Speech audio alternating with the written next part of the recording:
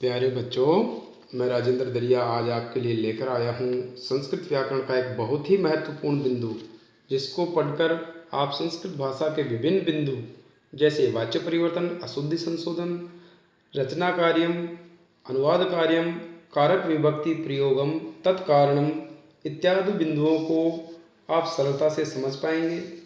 यह प्रकरण आपकी परीक्षा के साथ साथ प्रतियोगी परीक्षाओं के लिए भी आपके लिए बहुत कारगर सिद्ध होगा, ऐसी मैं कामना करता हूँ। तो आइए शुरू करते हैं आज का टॉपिक कारक प्रकरण। सबसे पहले हम इसकी परिभाषा समझेंगे।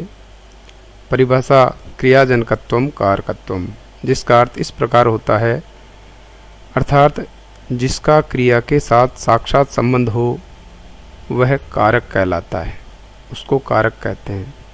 फिर कारक के प्रकार जो हैं संस्कृत भाषा में 6 कारक होते हैं। पहला है कर्ता कारक, दूसरा है कर्म कारक, तीसरा है करण कारक, चौथा है संप्रदान कारक, पांचवा अपादान कारक और छठा है अधिकरण कारक। तो कारक तो 6 होते हैं और विभक्तियाँ होती है 8। जी हाँ, संस्कृत भाषा में 8 विभक्तियाँ होती है, जो निम्न है: प्रथमा विभक्ति, द्वितीया, तृतीया, चतुर्थी, पंचमी, षष्ठी, सप्तमी और संबोधन। कारक और विभक्तियाँ जानने के बाद आगे हम जानेंगे कारक और उसकी पहचान चिन्ह क्या होती हैं। उसकी पहचान चिन्ह के बारे में हम जानेंगे कि कारक की पहचान चिन्ह क्या है और कौन सी विभक्ति में जो है कौन सा कारक होगा विभक्ति के अनुसार कारक। तो इस चार्ट के माध्यम से प्रस्तुत किया गया है। कर्ता कारक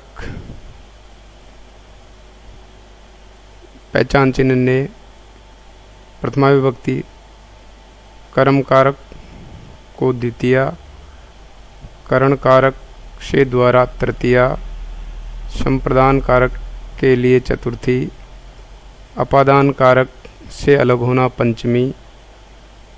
संबंध ये कारक नहीं है, ये मात्र कर्ता के साथ संबंध को दर्शाता है। इसमें पहचान चिन्ह इसका काके की रारेरी होता है, षष्ठी विभक्ति होती है। और छठा कारक होता है अधिकरण कारक, इसकी पहचान चिन्ह होती है मैं पेपर, सप्तमी विभक्ति होती है। और संबोधन जो विभक्ति होती है पहचान चिन्ह है अरे भो, और उसमें को प्रथमा विभक्ति के अंदर समाहित मानते हैं और उसका भी कर्ता कारक ही होता है। इस प्रकार इसकी पहचान चिन्ह को हम इस तरह से याद कर सकते हैं: कर्ता ने कर्म को करण से द्वारा, संप्रदान के लिए, अपादान से अलग होना, संबंध काके की रारेरी, अधिकरण मैं पेपर, संबोधन है अरे भो। तो इस तरह से कारक विभक्ति और उसके पहचान के उपरांत हम संस्कृत में पूरे 6 श्लोकों को निम्नानुसार इस श्लोक के माध्यम से भी याद कर सकते हैं। आप भी इसको मेरे साथ दोहरा सकते हैं: कर्ता कर्म च करणम च संप्रदानम तथैव च। अर्थात इसमें कर्ता, कर्म, करण, संप्रदान 4 कारक आ गए। अपादानम अधिकरणम इत्याहु कारकाणि षट्। अपादान और अधिकरण इनको मिलाकर के कुल 6 कारक बताए गए हैं। तो इस प्रकार हम इन सबको याद। पहला कारक वो जिसका नाम है कर्ता कारक। जी हाँ बच्चों, सबसे पहले हम कर्ता कारक के बारे में जानेंगे। इस कर्ता कारक में प्रथमा विभक्ति होती है, ये भी हमने जाना है। अब इसकी परिभाषा है स्वतंत्र कर्ता। अर्थात संस्कृत व्याकरण में जो है पाणिनि जी के द्वारा कर्ता की जो परिभाषा दी है, जिसको आप कर्ता का जो सूत्र दिया है वह है स्वतंत्र है कर्ता, जिसका अर्थ हम समझते हैं क्रिया को संपादित करने वाले को, अर्थात कार्य को पूरा करने वाले को कर्ता कारक कहते हैं। जिसके द्वारा कार्य पूरा किया जाता है उसको हम कर्ता कारक कहते हैं और वह स्वतंत्र होता है। जैसे कि आपके सामने उदाहरण है, रामः पुस्तकं पठति, रामः पुस्तकं पठति। यहाँ पर आप देख पा रहे है खेलती, तो खेलने का जो कर्म कर रहा है वो बालक कर रहा है, तो बालक है, ये भी प्रथमा विभक्ति का पद है। बालिका गीतम गायति, यहाँ बालिका है, ये भी प्रथमा विभक्ति का पद है। तो इसी तरह अब अगला जो एक उदाहरण है, हे बालक अत्र आगच्छतु, यहाँ पर जो नीले कलर में मैंने इनको पदों को जो है हाईलाइट किया है, हे बालक अत्र आगच्छतु, यहाँ संबोधन पद है, लेकिन ये भी जो है कर्ता कारक में ही संबोधने चे मान लिया जाता है और वो भी उसका भी कर्ता कारक होता है। तो यहाँ भी आप देख सकते हैं हे बालक अत्र आगच्छतु, ऐसा रूप जो बनता है। और कर्ता कारक का प्रथमा विभक्ति, और हमने एक वीडियो मैंने पहले अपलोड किया है संस्कृत वाक्य रचना, उसमें जो है कर्ता कारक और क्रिया का योग आपको बताया गया है। वहाँ से मैं आपको अपने डिस्क्रिप्शन में एक लिंक दे दूँगा, वहाँ आप जा कर के कर्ता कारक को और अच्छे से समझ सकेंगे। अगला कारक हमारा जो है वो है दूसरा कारक कर्म कारक। कर्म कारक, कर्म कारक दूसरा कारक में द्वितीय विभक्ति होती है। इसके लिए व्याकरण में, संस्कृत व्याकरण में जो है सूत्र दिया है कर्तुरीप्सिप्तमं कर्म है, अर्थात कर्तुरीप्सिप्त का अर्थ है कर्ता अपनी क्रिया के द्वारा जिसे सबसे अधिक चाहता है। इप्सिप्तमम का अर्थ होता है जिससे सबसे अधिक चाहता है उसकी कर्म संज्ञा होती है। फिर दूसरा सूत्र पाणिनि ने दिया कर्मणि द्वितीया, अर्थात कर्म कारक होने पर उस कर्म कारक में द्वितीय विभक्ति होती है। कर्म कारक में द्वितीय विभक्ति होती है। उसके कुछ उदाहरण मैंने आपके लिए रखे हैं। राम है ग्रामम गच्छति, यहाँ पर जो है राम को इष्टतमम अत्यधिक प्रिय जो है वो है उसको गांव जाना। राम है ग्रामम गच्छति, इसलिए ग्राम पद में द्वितीय विभक्ति हुई। इसी तरह बालिका पुस्तकम पठति, यहाँ पर बालिका को इप्सित कर्म जो है, अत्यधिक प्रिय कर्म जो है वो पुस्तक पढ़ना है, यहाँ पर पुस्तकम में द्वितीय विभक्ति हुई। अहम भोजनम खादामी, इस उदाहरण में मुझे भोजन इप्सित है, अत्यधिक चाह है भोजन की, तो यहाँ पर भोजनम में भी द्वितीय विभक्ति होगी कर्म कारक में। इस तरह हम अगला जो है कर्म कारक को आगे जब हम पढ़ते हैं तो यहाँ पर पहला सूत्र जो है व्याकरण में दिया है अदेशीन स्तासाम कर्म, अर्थात सी स्था आस धातुओं के पूर्व में यदि अधि उपसर्ग हो तो अधिकरण की विवक्षा में, अर्थात सप्तमी विभक्ति के चिन्ह दिखने पर भी उसमें द्वितीय विभक्ति होती है। यहाँ पर जो नीले रंग से मैंने जो उदाहरणों में इनको हाईलाइट किया है उनको आप पदों को विशेष ध्यान से देखें। नृपः सिंहासनम अधितिष्ठति, तो यहाँ आप देख रहे हैं सिंहासनम, सिंहासनम पद में द्वितीय विभक्ति हुई है। इसका अर्थ होता है राजा सिंहासन पर बैठता है या बैठ रहा है। तो यहाँ पर चिन्ह दिखने के बावजूद भी अधि यहाँ स्था धातु के उपसर्ग में है, तो अधितिष्ठति रूप बना है। तो यहाँ पर जो है जिस पर बैठ रहा है उस पर होती है अधिकरण की विवक्षा में, यहाँ पर द्वितीय विभक्ति होती है। इसी प्रकार दूसरे उदाहरण है बालक है पर्यंकम अधिशेते, सी धातु के यहाँ आप देख रहे हैं शेते में अधि उपसर्ग है, तो पर्यंकम पद में भी कर्म कारक होकर के द्वितीय विभक्ति हुई। इसी प्रकार रमा सिंहासनम अधितिष्ठति, उसी प्रकार पूर्वत है नृपय सिंहासनम अधितिष्ठति। अगला जो सूत्र है वो है एकतितम च, अर्थात संस्कृत में दूह याच पच दंड रू दी ची ब्रू मत मुश नी री क्री वह आदि जो 16 धातुएं हैं, ये और इनके अर्थ वाली अन्य जो धातुएं हैं, उन धातुओं के योग में भी तृतीया विभक्ति विवक्षा में द्वितीय होती है। अर्थात उसका जो चिन्ह है वो तृतीया का दिखता है, लेकिन उसमें द्वितीय विभक्ति होती है। इसके उदाहरण यहाँ आप देख सकते हैं, गाम दोग्धी पय, अर्थात गाय से दूध धोता है, गाय से दूध निकालता है। तो गाय से यहाँ तृतीया की विवक्षा है, लेकिन यहाँ कर्म कारक होगा। स तंडुलान ओदनम पचती, तंडुलान अर्थात चावल से भात पकाता है, यहाँ भी तृतीया की विवक्षा है। और यहाँ जो पच धातु के योग में कर्म कारक होकर के द्वितीय विभक्ति होगी। बलिम याचते वसुधाम, यहाँ पर जो है याच धातु के योग में बलि से पृथ्वी मांगता है, तो यहाँ पर भी बलि पद में जो है द्वितीय विभक्ति हुई। गुरु छात्रान सतम दंडयति, गुरु छात्रों को 100 रुपये का दंड देता है, तो यहाँ दंड के योग में छात्र पद में द्वितीय विभक्ति हुई। अभ्यास कर सकते हैं। उसके बाद हमारा अगला सूत्र है कालाद्वनो रत्यंत संयोगे, अर्थात समयवाचक तथा मार्गवाचक शब्दों के अत्यंत संयोग में रहने पर समय और मार्गवाची शब्दों में द्वितीय विभक्ति होती है। उदाहरण के लिए मोहने मासम अदिते, यहाँ मासम मोहन जो है 1 महीने तक पढ़ता है।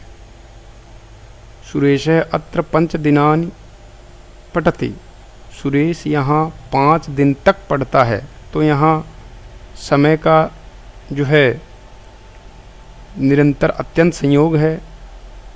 तीसरा उदाहरण है क्रोशम कुटिला नदी, नदी कोस भर टेढ़ी है, यहाँ पर जो है मार्गवाची क्रोशम जो शब्द है, इसके अत्यंत संयोग होने के कारण इन जो मैंने हाईलाइट किए हैं नीले रंग से, उनमें पदों में द्वितीय विभक्ति हुई।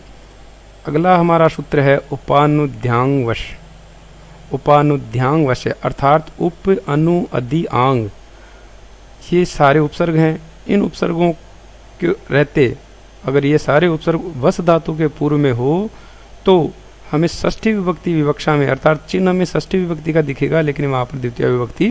इसके उदाहरण आपके सामने इस तरह से हैं। श्यामः नगरम उपवसति, श्यामः नगरम उपवसति, तो यहाँ आप देख रहे हैं श्यामः नगरम उपवसति, तो यहाँ आप देख रहे हैं श्यामः नगरम उपवसति। तो नगरम जो पद है वो वस धातु के पूर्व में उपसर्ग होने के कारण यहाँ देख रहे हैं उपवसति, तो वस धातु के उपसर्ग जुड़ा हुआ है, इसलिए श्याम नगर के पास रहता है। तो यहाँ पर षष्ठी विभक्ति की दिख रहा है नगर के, लेकिन यहाँ द्वितीय हुई नगरम। इसी प्रकार सुरेश गृहम अनुवसति, यहाँ पर अनु का अर्थ होता है पीछे, तो सुरेश घर के पीछे रहता है, तो यहाँ पर भी षष्ठी की विवक्षा घर के, लेकिन अनु उपसर्ग वस धातु के पूर्व में होने के वजह से यहाँ पर भी जो है गृहम में द्वितीय विभक्ति हुई। अगला सूत्र हमारा है गत्यर्थक कर्मणि, गत्यर्थक कर्मणि अर्थात जब गति अर्थ वाली धातुओं के योग में जहाँ जाया जाता है, ध्यान दीजिए, जहाँ जाया जाता है उसमें तो अधिकरण की विवक्षा में द्वितीय विभक्ति होती है, अर्थात वहाँ पर भी हमें पहचान चिन्ह अधिकरण अर्थात सप्तमी विभक्ति के दिखते हैं, लेकिन हमें वहाँ पर जो है कर्म कारक होता है, द्वितीय विभक्ति होती है। जैसे बालक है गृहम गच्छति, बालक घर पर जाता है, तो यहाँ पर चिन्ह दिखता है, लेकिन गम धातु है, जाने के अर्थ में जहाँ जा रहा है घर पर जा रहा है, तो वहाँ पर द्वितीय विभक्ति हुई। सिंह वनम अटति, यहाँ पर शेर वन में घूमता है, तो घूमना गमन करने की क्रिया है, यहाँ पर भी सप्तमी की विवक्षा में द्वितीया हुई। विद्यालयम गच्छति, बालिका विद्यालयम गच्छति, यहाँ पर बालिका विद्यालय में जाती है, बालिका विद्यालय में जाती है, यहाँ पर भी जो है गमन क्रिया में द्वितीया विभक्ति हुई। इसके साथ ही हमारा अगला सूत्र है अभितय परितय समया निक्षा हा प्रतियोगेपि, अर्थात निम्न अव्ययों के योग में, अभितय मतलब दोनों तरफ, परितय मतलब चारों तरफ, समया और निक्षा दोनों का अर्थ होता है पास में, हा धिक्कार अर्थ में, और प्रति उपसर्ग के योग में षष्ठी विभक्ति की विवक्षा में जो है द्वितीय विभक्ति होती है। उदाहरण के लिए राजमार्गम, राजमार्गम अभितय वृक्षः सन्ति, अर्थात राजमार्ग सड़क के दोनों तरफ वृक्ष हैं, तो राजमार्गम यहाँ षष्ठी की विवक्षा है, लेकिन अभितय पद के योग में द्वितीय विभक्ति होती है। इसी प्रकार ग्रामम परितय सर्वतः वा क्षेत्राणि सन्ति, गांव के चारों तरफ, गांव के सभी तरफ खेत हैं। विद्यालयम निक्षा समया देवालय अस्ति, विद्यालय के पास में, निक्षा का अर्थ भी पास में होता है, समय का अर्थ भी पास में होता है, तो इन अव्यय पदों के योग में जो है द्वितीय विभक्ति हुई। छात्रा विद्यालयम प्रति गच्छन्ति, यहाँ पर भी जो है प्रति, प्रति के योग में, प्रति उपसर्ग के योग में जो है विद्यालयम पद में द्वितीय विभक्ति हुई। हा दुर्जनम, यहाँ पर भी हा पद के योग में दुर्जन शब्द में द्वितीय विभक्ति हुई। इसी प्रकार कर्म कारक के उपरांत में अब हम तीसरे कारक करण कारक की ओर। करण कारक, करण कारक में तृतीया विभक्ति होती है। करण कारक के लिए सूत्र दिया साधकतमम करणम। अब ये साधकतम क्या है? कार्य पूरा करने में कर्ता के लिए जो अत्यधिक सहायक हो वो साधक होता है, अर्थात कार्य को पूरा करने में कर्ता के लिए जो अत्यधिक सहायक होता है, जो सहायक होता है उसको, उस कारक की करण संज्ञा होती है। और कर्तृकरणियों इस सूत्र के द्वारा भाववाच्य और कर्मवाच्य के कर्ता जो है उसमें और करण कारक में तृतीया विभक्ति होती है, अर्थात ये विभक्ति का विभक्ति करता है। उदाहरण इस तरह से हैं, रामः कलमेन लिखति। अब यहाँ पर जो है लेखन क्रिया राम के द्वारा जो की जा रही है वो कलम के द्वारा हो रही, तो कलम यहाँ सहायक है, तो राम कलम से लिखता है। यहाँ बच्चों इसके उदाहरण इस तरह से हैं, यथा रामः कलमेन लिखति। इस उदाहरण में आप देख रहे हैं बालिका जो है, राम जो है, राम का अत्यधिक सहायक कौन है? कलम, तो इसमें तृतीया विभक्ति हुई, कलमेन, राम कलमेन लिखति। इसी प्रकार बालिका पादाभ्याम चलती, तो बालिका के चलने में सहयोग जो कर रहा है वो पाद मतलब चरण कर रहे हैं, पैर कर रहे हैं, तो यहाँ पर बालिका पादाभ्याम चलती। वैशाली जलेन मुखम प्रक्षाल्यति। इस उदाहरण में जो मुख धोने का जो सहायक है वो है जल, जल के द्वारा मुख धोती है, तो यहाँ पर जलेन तृतीया विभक्ति हुई। और इसी प्रकार हमारे कर्म कारक में जब बनता है, कर्म कारक के जब वाच्य जब परिवर्तन किए जाते हैं, कर्म वाच्य और भाववाच्य, तो कर्म वाच्य में कर्ता में तृतीया विभक्ति होती है और वहाँ पर भी रामेण, इस उदाहरण में आप देख रहे हैं रामेण लेख है लिख्यते, राम के द्वारा लेख लिखा जाता है, तो यहाँ कर्मवाच्य है तो कर्मवाच्य में तृतीया हुई। इस प्रकार जो परीक्षा की दृष्टि से तृतीया विभक्ति का जो महत्वपूर्ण है वो है ये सूत्र, ये नांग विकार है। आप देख पा रहे हैं परीक्षा की दृष्टि से बहुत ही महत्वपूर्ण है। जिस अंग में विकार प्रदर्शित होता है उसमें तृतीया विभक्ति होती है। यहाँ बच्चों बहुत महत्वपूर्ण है, जिस अंग में विकार प्रदर्शित होता है उसमें तृतीया विभक्ति होती है। जैसे नेत्रेण काण है, अब जो विकार जो है वो नेत्र में प्रदर्शित हो रहा है, इसलिए नेत्र पद में तृतीया विभक्ति हुई नेत्रेण। इसी प्रकार बालकः कर्णेन बधिर, तो बधिर मतलब बहरा है, किससे बहरा है? कान से, तो कर्ण पद में तृतीया हुई। पादेन खंजय, बालकः पादेन खंजय, यहाँ पर जो है पैर से लंगड़ा है, तो यहाँ पर पाद मतलब पैर पद में तृतीया हुई। बालिका सिरसा खलवाट है, यहाँ पर बालिका सिर से गंजी, तो सिर में जो विकार उत्पन्न बताया, तो ये यनांग विकार के द्वारा अंग विकार में तृतीया होती है। इसके बाद जो है अगला है वो है इत्थम्भूत लक्षणे। अगला सूत्र है इत्थम्भूत लक्षणे। जिस चिन्ह से किसी का ज्ञान होता है, किसी की पहचान होती है, उस चिन्हवाची शब्द में जो चिन्ह बताया जा रहा है उसमें तृतीया विभक्ति होती है। जैसे उदाहरण है जटा भी ताप से, अर्थात जटाओं से तपस्वी प्रतीत होता है, लगता है। दूसरा उदाहरण है स पुस्तकई छात्र है प्रतीयते, अर्थात पुस्तकों के द्वारा वह विद्यार्थी प्रतीत होता है, विद्यार्थी मालूम पड़ता है।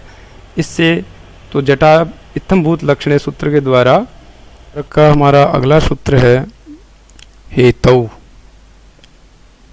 हेतु अर्थात कारण। वाचक शब्द में तृतीया विभक्ति होती है।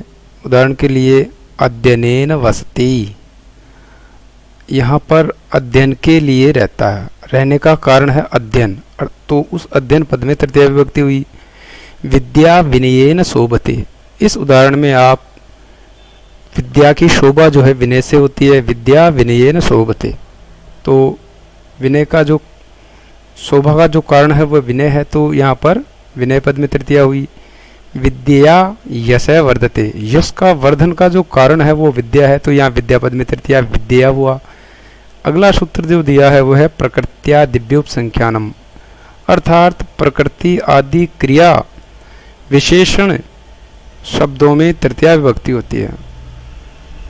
उदाहरण के लिए स प्रकृत्या साधु अस्ति, स्वभाव, प्रकृति का मतलब स्वभाव। गणेश सुखेन जीवति, सुख पद में तृतीया हुई। मूर्ख दुखेन जीवति, या दुख पद में तृतीया हुई। सहयुक्ते अप्रधाने, अगला सूत्र है सहयुक्ते अप्रधाने, अर्थात अप्रधान अर्थ सह, शाकम, शार्धम, समम, ये अव्यय पद भी हैं, इनके योग में तृतीया विभक्ति होती है। जैसे उदाहरण दिया है जनक बालकेन स पद दिया है, इस सह के योग में बालक पद में तृतीया हुई, बालकेन स गच्छति। अगला उदाहरण है सीता गीतया साकम पठति, यहाँ पर साकम पद है, तो सीता गीता के साथ पढ़ती है, साकम का अर्थ है साथ में, तो गीतया में तृतीया हुई। और त्वम मया स वेद पाठम करोसि में भी तृतीया हुई।